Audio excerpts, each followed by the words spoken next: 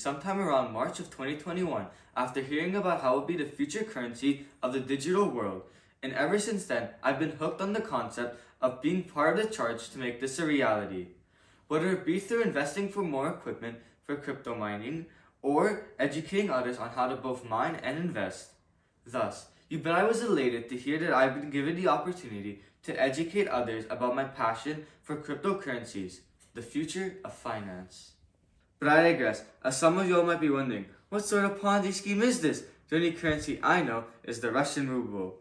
Well, other than saying, good luck with the sanctions, the Oxford Dictionary defines cryptocurrencies as any digital currency in which transactions are verified and records maintained by a decentralized system using cryptography rather than by a centralized authority, emphasis on decentralization, which makes it so unlike fiat currencies such as your Russian rubles, USDs, euros, etc. of the world, whose prices are dictated by those in power and are completely out of your control, not to mention the fact that not every currency is interchangeable with others. As we've seen with recent events in Russia, countries can outright refuse to exchange currencies with each other, essentially making your hard-earned cash monopoly money anywhere else except where you reside. And good luck exchanging currencies back home, as the government can just cut off the public from foreign currency reserves at their banks with the flick of a switch, as we've seen with modern examples, again like with what I said, Russia as well as North Korea. Thus, to counteract these measures, people have found ways around these external onerous identities we call the government by developing their own exchangeable currencies that get their value through the market, akin to stocks in which a value of a cryptocurrency is based off the scale of community involvement, based on the concept of supply and demand. Furthermore, what makes cryptocurrencies a viable alternative to fiat currencies and attractive to investors is the fact that cryptocurrencies have a wide range of choices as to how centralized or how decentralized the currency can be. For instance, the two most popular cryptocurrencies, Bitcoin and Ethereum, were made as alternatives to the centralized nature of fiat currencies.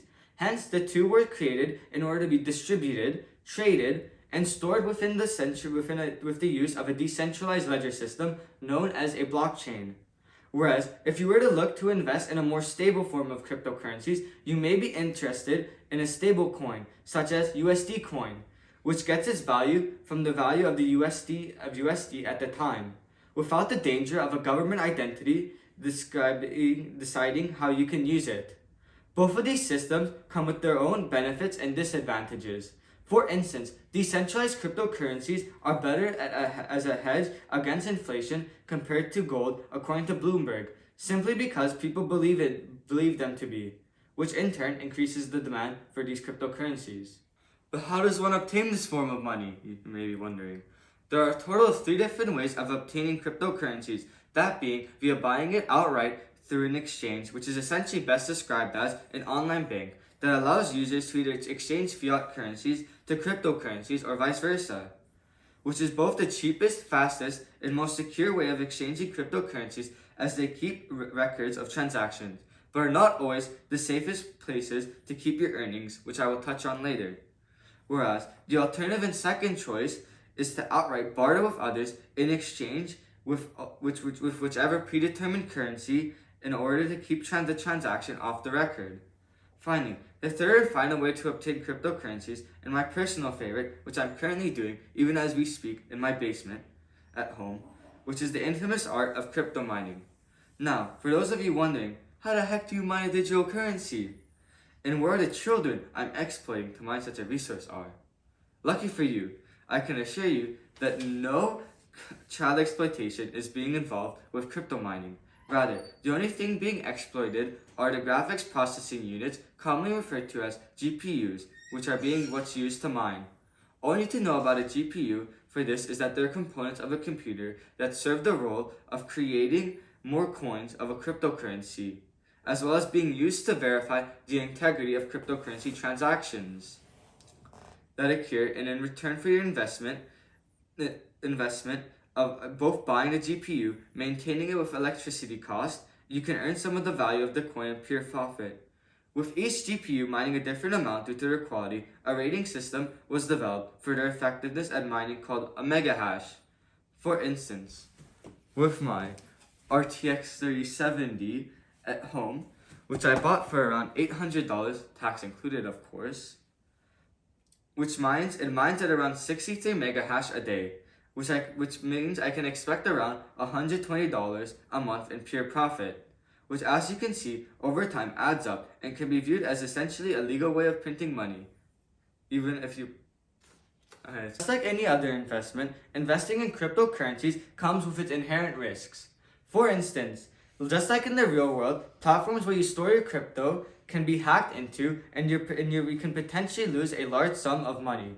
Although, unlike with banks, you can keep an external wallet not connected to the internet with your funds, thus preventing the risk of getting your crypto stolen through a hack. Finally, the biggest downside with crypto is that the governments can just outright ban it, at least the legal use of it, with the only notable example of this happening being in China, which cited that the energy usage caused by crypto mining was too high and criminals were using it to launder money. Both of these claims are outright false, as from personal experience, the amount of energy used by a mining machine is less than an average computer, as maximizing profits with mining involves having the machine be as efficient as possible, even more so than an average computer, in order to save on the electrical bill, as that's the main cost that you'll be keeping on paying monthly. Finally, the CCP claims cryptocurrency is used for money laundering, which is partially true because you can exchange funds with others, yet in order to exchange cryptocurrency into fiat currency, a bank is required to validate the legitimacy and take logs of the transaction. Thus, we can sum these claims up by the CCP to be nothing more than an excuse to simply gain more control over the lives of those that reside in the nation, and the only way to win it is to fight against centralization of currency. To summarize this presentation, in an age of innovation in which borders between both countries and people are greatly shrinking, cryptocurrencies provide us with a choice of how we want to keep our money safe in this era of digitalization. Thank you for your time.